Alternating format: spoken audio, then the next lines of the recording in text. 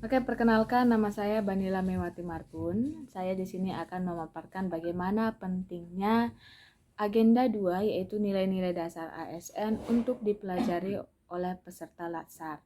Nah, di sini adapun tujuan pembelajaran dari agenda 2 adalah untuk membangun integritas moral, kejujuran, semangat dan motivasi nasionalisme dan kebangsaan, memiliki karakter kepribadian yang unggul dan bertanggung jawab bagi seorang ASN. Jadi melalui agenda 2 ini diharapkan dapat mewujudkan ASN yang berintegritas unggul dengan nilai-nilai karakter aneka yang juga unggul. Nilai-nilai dasar ASN yang tergandung dalam aneka itu sendiri terdiri atas 5, yaitu akuntabilitas, nasionalisme, etika publik, komitmen mutu, dan anti korupsi. Nah, yang pertama kita akan bahas bagaimana pentingnya akuntabilitas bagi seorang ASN. Akuntabilitas itu sering kita samakan dengan responsibilitas atau tanggung jawab. Tapi pada dasarnya akuntabilitas itu adalah kewajiban pertanggungjawaban yang harus dicapai. Sementara responsibilitas itu adalah kewajiban untuk bertanggung jawab. Jadi ada perbedaannya di sini. Nah, selanjutnya akuntabilitas ini merujuk pada kewajiban setiap individu, kelompok ataupun institusi untuk memenuhi tanggung jawab yang menjadi amanahnya. Jadi di dalam akuntabilitas itu terdapat aspek-aspek penting yang harus dijalani oleh seorang ASN. Yang pertama adalah akuntabilitas itu merupakan sebuah hubungan kerja. Jadi hubungan kerja di sini Jadi hubungan kerja yang di sini adalah hubungan antara dua pihak, baik itu individu, kelompok pun ataupun institusi dengan negara dan masyarakatnya. Jadi dari hasil hubungan kerja ini maka akan menghasilkan orientasi terhadap hasil. Jadi orientasi terhadap hasil ini diharapkan mendapatkan hasil yang maksimal, hasil yang bertanggung jawab serta inovatif. Nah, dari hasil yang diberikan itu maka dibutuhkan adanya laporan. Nah, laporan ini merupakan laporan kinerja baik itu individu maupun institusi. Dari hasil laporan maka diperlukanlah konsekuensi. Nah, konsekuensi ini ada dua, dia dapat berupa sanksi ataupun penghargaan dari laporan kinerja yang diberikan. Nah, ketika konsekuensi sudah diberikan, sudah terdapat konsekuensi, maka selanjutnya adalah memperbaiki kinerja dari hasil konsekuensi itu. Nah, memperbaiki kinerja tujuannya adalah untuk memberikan pelayanan yang lebih baik lagi kepada masyarakat. Nah, di dalam akuntabilitas itu pertanggungjawaban yang kita berikan itu ada dua, yaitu secara vertikal, yaitu ke atas, berarti itu pertanggungjawaban kepada otoritas yang lebih tinggi. Selanjutnya adalah horizontal, mendatar, berarti pertanggungjawaban kita kepada masyarakat luas. Nah, di dalam akuntabilitas itu terdapat nilai-nilai yang harus kita penuhi. Yang pertama adalah kepemimpinan. Kepemimpinan itu bagi seorang guru bisa terwujud ketika misalkan dalam memimpin rapat, ataupun menjadi pemimpin di kelasnya. Dalam hal ini dalam kegiatan pembelajaran, guru yang memimpin kegiatan pembelajaran sehingga pembelajaran itu, pekerjaan itu, proses itu dapat berjalan dengan baik. Nah, selanjutnya adalah integritas. Integritas di sini adalah konsistensi dan keteguhan yang tak tergoyahkan untuk tetap berjalan pada aturan atau menjunjung tinggi nilai-nilai luhur dan keyakinan. Jadi sebagai seorang guru wajib rasanya untuk menanamkan jiwa integritas dalam melaksanakan tugas, yaitu tetap pada aturan seperti itu. Selanjutnya adalah keadilan. Keadilan di sini berarti tidak berat sebelah, mengambil keputusan secara tidak memihak atau secara adil. Jadi misalkan dapat dilakukan guru ketika memberikan ujian yang adil, tidak memihak kepada siswa. Jadi juga bisa dilakukan dengan memberikan nilai yang sesuai apa yang diterima atau apa yang dilakukan oleh siswa. Jadi di sini tidak ada perasaan untuk memihak siswa yang seperti ini maka nilainya akan lebih bagus, secara tidak adil gitu. Selanjutnya adalah transparansi. Nah, transparan itu berarti menyampaikan secara terbuka. Sebagai seorang guru juga bisa melakukannya dengan transparan kepada siswa terhadap nilai-nilai yang diperoleh siswa dari hasil belajarnya. Selanjutnya adalah tanggung jawab. Nah, tanggung jawab di sini berarti melakukan kerja dengan sungguh-sungguh. Jika ada perbaikan untuk pekerjaan atau kesalahan, itu juga dilaksanakan. Nah, sebagai guru bisa melaksanakan apa yang menjadi tanggung jawabnya, misalkan dalam menyusun program pembelajaran, yaitu di dalamnya adalah RPP. Jadi pekerjaan itu dilakukan dengan sebaik-baiknya dan disusun dengan sungguh-sungguh. Selanjutnya adalah kepercayaan. Selanjutnya adalah keseimbangan. Nah, keseimbangan di sini hampir sama juga dengan adil, yaitu tidak berat sebelah atau tidak berpihak kepada salah satu pihak. Nah, selanjutnya adalah kejelasan. Nah, kejelasan di sini adalah kejelasan target. Ketika kita guru menetapkan target untuk penyelesaian dari tugas-tugasnya. Jadi ada target sehingga terjadilah kejelasan untuk sasaran atau untuk tujuan yang ingin dicapai oleh seorang guru. Selanjutnya adalah konsisten. Konsisten itu berarti taat asas dan tidak berubah-ubah serta menyesuaikan terhadap aturan ataupun SOP. Selanjutnya adalah nasionalisme. Jadi nasionalisme ini sangat penting dimiliki oleh setiap pegawai ASN. Jadi bukan hanya sekedar wawasan, tetapi juga bagaimana mengaktualisasikan nasionalisme dalam menjalankan fungsi dan tugasnya. Nah, itu jauh lebih penting dibanding hanya sekedar wawasan. Jadi diharapkan dengan mempelajari nasionalisme ini, maka seorang ASN memiliki jiwa nasionalisme yang kuat. Maka setiap pegawai ASN akan memiliki orientasi berpikir untuk mementingkan kepentingan publik, bangsa, dan negara. Nah, di sini nilai-nilai yang berorientasi atau nilai-nilai yang berorientasi pada kepentingan publik itu menjadi nilai dasar yang harus dimiliki oleh seorang ASN.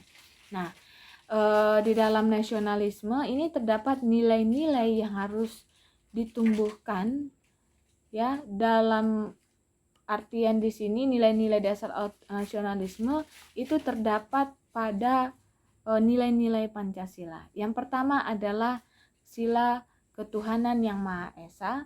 Nah, di dalam sila pertama ini itu berarti menggambarkan bangsa yang agamis. Jadi ketuhanan yang Maha Esa itu menjadikan Indonesia sebagai negara sekuler yang membatasi agama dalam ruang privat. Jadi melalui sila pertama kita bisa menghargai nilai-nilai ketuhanan pada setiap agamanya masing-masing dan bagaimana menghormati dan serta menghargai kepercayaan, ya, untuk kepercayaan setiap pribadi yang berbeda. Selanjutnya, dengan berpegang teguh pada nilai-nilai ketuhanan itu diharapkan bisa memperkuat pembentukan karakter dan kepribadian, terus melahirkan etos kerja yang positif, terus memiliki kepercayaan diri untuk mengembangkan potensi diri dan kekayaan alam yang diberikan Tuhan untuk kemakmuran masyarakat. Nah, sebagai guru juga bisa ditunjukkan kepada siswa dalam kegiatan pembelajaran di kelas dengan memulai segala sesuatunya di dalam doa. Selanjutnya yang kedua adalah sila kemanusiaan yang adil dan beradab. Jadi sila kedua ini memiliki konsekuensi bagaimana untuk menghormati hak asasi manusia. Ini bisa kita wujudkan juga ketika seorang guru yang saling membantu sesama rekan kerja ketika rekan kerja kita mengalami kesulitan. Nah, untuk yang sila ketiga adalah Persatuan Indonesia. Persatuan di sini artinya berarti utuh, tidak terpecah belah, bersatunya keberagaman, ya, suku, golongan, ras, agama menjadi satu keutuhan yang serasi. Nah, di sini juga bisa kita sebagai seorang guru, yaitu dengan tidak membeda-bedakan suku, ras, agama di dalam kelas. Jadi adanya kesatuan, menciptakan suatu kesatuan di dalam kelas itu sendiri, dan juga di dalam sila ketiga ini mewujudkan bangsa yang cinta tanah air, bagaimana menghargai bangsa dan negaranya. Selanjutnya adalah demokratis. Demokratis itu terdapat pada sila keempat. Nah, sila keempat sendiri itu adalah kerakyatan yang dipimpin oleh hikmat kebijaksanaan dalam permusyawaratan perwakilan. Jadi dalam sila keempat ini terwujudlah sikap untuk demokratis, musyawarah, yaitu misalkan dalam sebagai seorang guru dapat melakukan musyawarah ataupun diskusi kepada rekan kerja untuk mewujudkan tujuan bersama dengan hasil yang baik. Selanjutnya adalah sila kelima. Sila kelima yaitu keadilan sosial bagi seluruh rakyat Indonesia. Jadi dalam rangka mewujudkan keadilan sosial, dulu pada pendiri bangsa menyatakan bahwa negara merupakan organisasi masyarakat yang bertujuan menyelenggarakan keadilan. Keadilan sosial merupakan perwujudan imperatif etis dari amanat Pancasila dan Undang-Undang Dasar 1945. Jadi di dalam sila kelima ini tampak bagaimana bangsa menjunjung tinggi suatu kebersamaan, kekeluargaan, yaitu dengan mempererat hubungan satu sama lainnya dengan memunculkan sikap saling kasih, saling menghormati. Nah, selanjutnya adalah etika publik. Etika publik ini adalah refleks atau tentang standar atau norma yang menentukan baik buruknya, benar atau salah suatu perilaku, tindakan, keputusan untuk mengarahkan kebijakan publik dalam mengarahkan tanggung jawab pelayanan publik. Nah, di dalam pelayanan publik ini terdapat 3 fokus, yaitu pelayan publik yang berkualitas dan relevan, terus sisi dimensi yang reflektif, dan sebagai penimbang dan alat evaluasi. Selanjutnya adalah modalitas etika sebagai jembatan antara moral dan tindakan faktual. Nah, di dalam etika publik ini terdapat keharusan yang bagi seorang pejabat atau pegawai pemerintah. Jadi wajib untuk memiliki yang pertama adalah kewaspadaan profesional, yaitu menaati kaidah-kaidah teknis dan peraturan-peraturan yang terkait dengan kedudukan atau profesinya. Selanjutnya adalah kewaspadaan spiritual. Jadi dalam spiritual itu adalah penerapan nilai-nilai kearifan, kejujuran, tanggung jawab, serta akhlak dan perilaku yang baik. Nah, di dalam etika publik ini dapat dipahami sebagai sistem perilaku serta keyakinan untuk menentukan perbuatan yang pantas guna menjamin perlindungan hak-hak individu. Juga mencakup cara-cara pengambilan keputusan dan untuk membantu membedakan baik buruknya serta mengarahkan apa yang seharusnya dilakukan sesuai dengan nilai-nilai dari ASN itu sendiri. Jadi di dalam etika publik terdapat nilai-nilai yang harus dilaksanakan. Yang pertama adalah jujur. Jujur berarti melaksanakan kegiatan ya, melaksanakan kegiatan dengan tidak curang, tidak berkata bohong, serta lurus hati, yaitu tidak memanipulasi data. Nah, sebagai seorang guru bisa dilaksanakan dengan memberikan penilaian yang sesuai fakta tanpa memanipulasi data ataupun merekayasa dari data-data nilai seorang siswa. Selanjutnya adalah bertanggung jawab. Nah, bertanggung jawab di sini berarti juga sama dengan nasionalisme, yaitu melakukan pekerjaan dengan sungguh-sungguh. Selanjutnya adalah cermat, di mana cermat ini adalah melakukan pekerjaan dengan seksama, yaitu melakukan pekerjaan dengan teliti serta berhati-hati. Nah, sebagai seorang guru wajib untuk melaksanakan pekerjaannya juga secara cermat, yaitu dengan melakukan pekerjaan secara teliti, dengan juga bisa melakukan dengan cek dan recheck kembali. Nah, untuk nilai yang selanjutnya adalah disiplin. Disiplin berarti patuh dan taat pada aturan. Nah, mengatur waktu dengan baik sebagai seorang guru bisa dilakukan dengan datang tepat waktu, pulang tepat waktu di dunia pekerjaan atau ke sekolah. Selanjutnya adalah hormat. Hormat menghormati. Hormat di sini berarti berlaku untuk sopan kepada orang lain, kepada orang yang lebih tua ataupun kepada atasan, serta menghargai atasan ketika berada sebagai seorang pemimpin rapat misalkan. Juga dapat menghadap atasan dengan sopan dalam penyampaian maksud ketika kita ingin berbicara atau menyampaikan gagasan kita kepada seorang kepada kepala sekolah, bisa dilakukan dengan hormat, yaitu sopan kepada orang yang lebih tua atau dia menghargai. Selanjutnya adalah taat pada peraturan. Nah, taat peraturan berarti memenuhi peraturan, tunduk pada peraturan. Nah, taat pada perintah berarti mematuhi perintah. Perintah dalam hal ini baik itu dalam atasan, ya, perintah yang diberikan atasan sebagai seorang guru, kita wajib untuk mematuhinya. Selanjutnya adalah menjaga rahasia. Menjaga rahasia ada artinya tidak membocorkan rahasia. Misalkan juga tidak membocorkan soal ujian kepada siswa.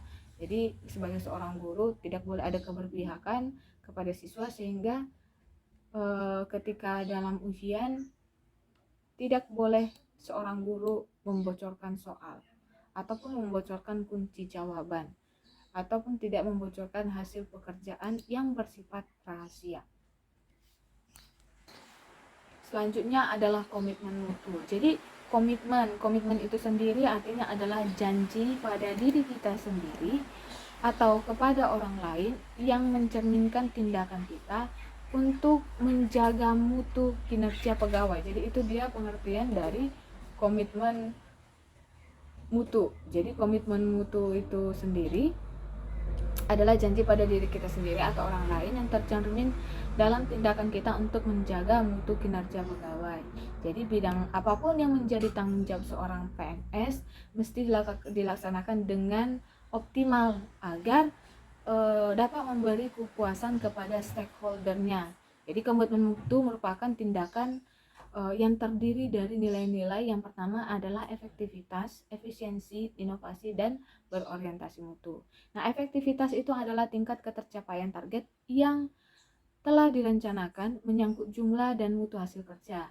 Nah, misalkan di sini bisa kita lihat ketika seorang guru yang ingin mengukur atau mengukur hasil belajar seorang siswa, maka seorang guru wajib untuk menetapkan target, dan target ini berarti harus ada sesuatu yang direncanakan. Nah, bagaimana rancangan untuk mencapai hasil kinerja yang baik, itulah yang disebut efektivitas. Selanjutnya adalah efisiensi. Bagaimana tingkat ketepatan realisasi penggunaan sumber daya dan bagaimana pekerjaan yang dilaksanakan.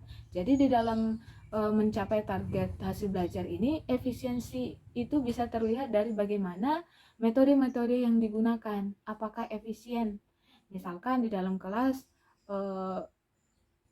bagaimana efisiensinya metode diskusi untuk dilaksanakan ketika proses pembelajaran. Nah, selanjutnya adalah inovasi. Inovasi adalah suatu cara baru di mana suatu organisasi beradaptasi terhadap perubahan yang terjadi, baik itu di pasar ataupun perubahan teknologi ataupun persaingan. Jadi inovasi ini berarti ada sesuatu yang baru yang diciptakan. Dalam hal ini guru bisa melaksanakan misalkan dalam inovasi pembelajaran dengan memanfaatkan teknologi yang bisa digunakan di kegiatan pembelajaran. Jadi ada sesuatu yang baru yang diperkenalkan kepada siswa ataupun metode yang baru melalui strategi-strategi pembelajaran. Selanjutnya adalah berorientasi mutu. Berarti ini mencerminkan nilai keunggulan produk dan jasa yang diberikan kepada pelanggan. Nah, sesuai dengan kebutuhan dan keinginannya. Jadi di sini ya sebagai guru dapat dicerminkan melalui bagaimana seorang guru berorientasi kepada hasil belajar yang baik, sehingga bagaimana dia menetapkan metode-metodenya, bagaimana agar target itu tercapai dengan baik, sesuai dengan kebutuhan, bahkan melampaui harapan.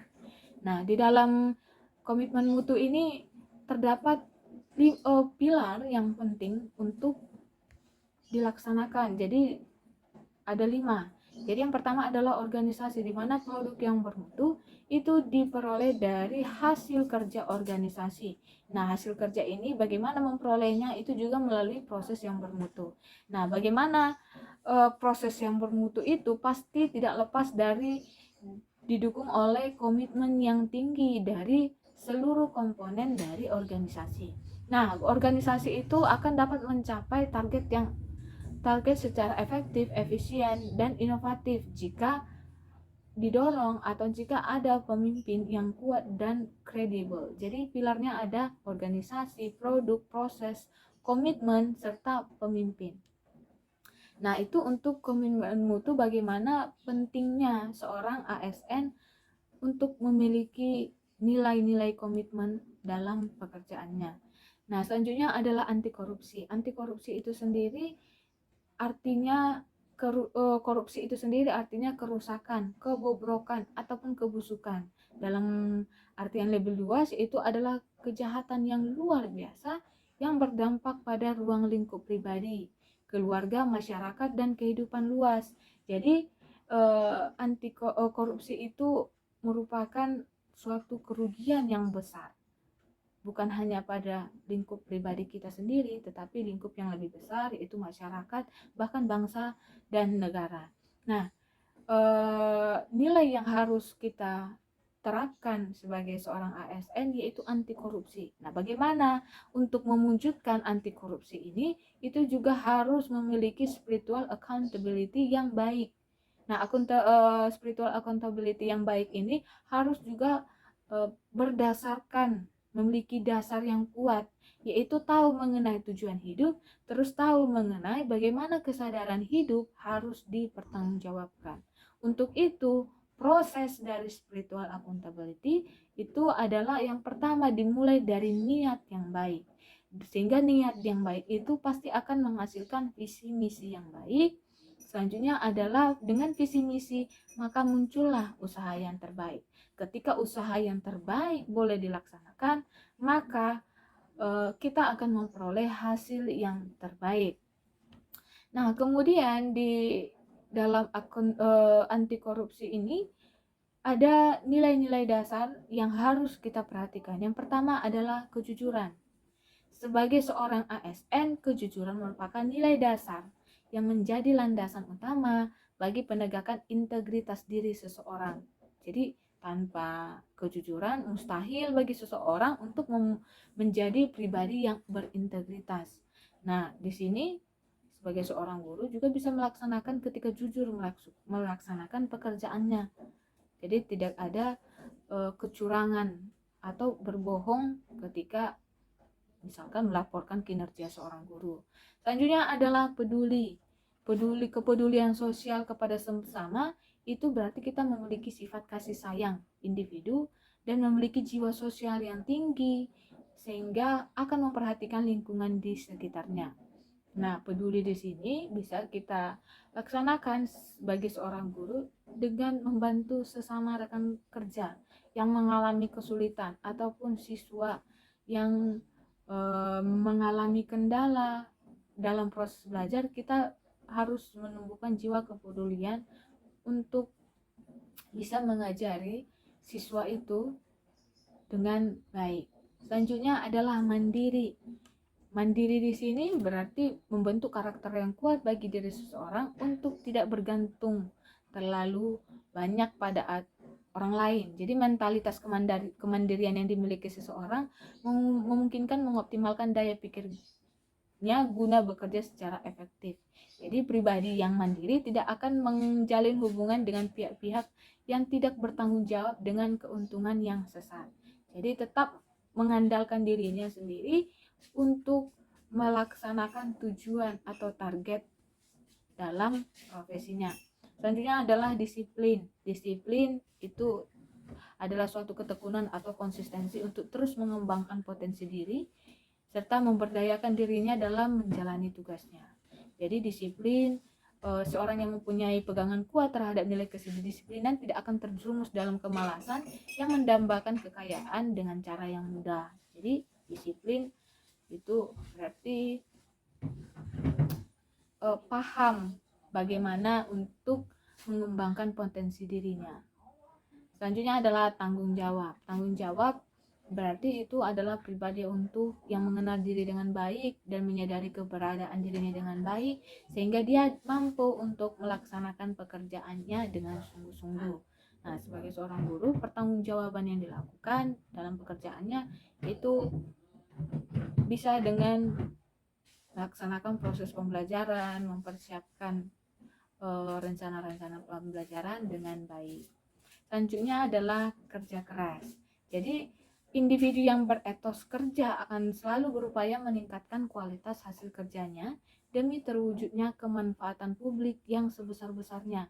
Jadi seorang guru bisa mencurahkan daya pikir dan kemampuannya untuk melaksanakan tugas serta berkarya dengan sebaik-baiknya untuk jadi di dalam kerja keras ini seorang guru tidak akan mau atau seorang ASN tidak akan mau memperoleh sesuatu tanpa mengeluarkan keringat. Selanjutnya adalah sederhana. Sederhana itu pribadi yang berintegritas tinggi adalah yang menyadari kebutuhannya dan memenuhi kebutuhannya dengan semestinya, yaitu tidak berlebih-lebihan.